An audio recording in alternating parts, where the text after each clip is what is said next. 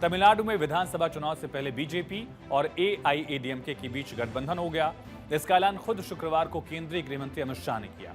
अमित शाह और पलानी स्वामी की बैठक में गठबंधन का रास्ता साफ हुआ और अमित शाह ने कहा भी कि एआईएडीएमके और बीजेपी के नेताओं ने मिलकर यह तय किया है कि आने वाला तमिलनाडु चुनाव एआईएडीएमके, बीजेपी और सभी दल साथ मिलकर लड़ेंगे। उन्होंने कहा कि राष्ट्रीय स्तर पर पीएम मोदी के नेतृत्व में चुनाव लड़ा जाएगा और राज्य स्तर पर एआईएडीएमके के नेता पलानी स्वामी के नेतृत्व में इलेक्शन लड़ा जाएगा।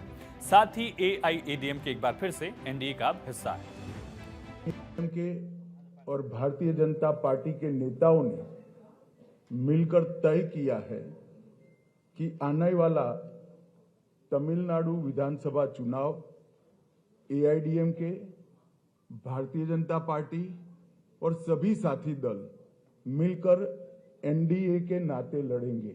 ये चुनाव राष्ट्रीय स्तर पर नरेंद्र मोदी जी के नेतृत्व में और राज्य स्तर पर एआईएडीएमके के नेता एड़ापाडी जी के नेतृत्व में लड़ा जाएगा।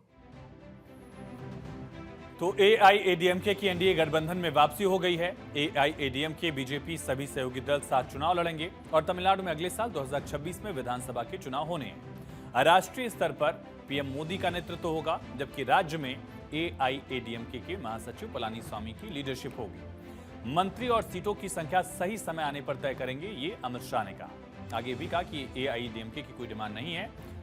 एआईएडीएमके का एनडीए में आना दोनों दलों के लिए उपयोगी है।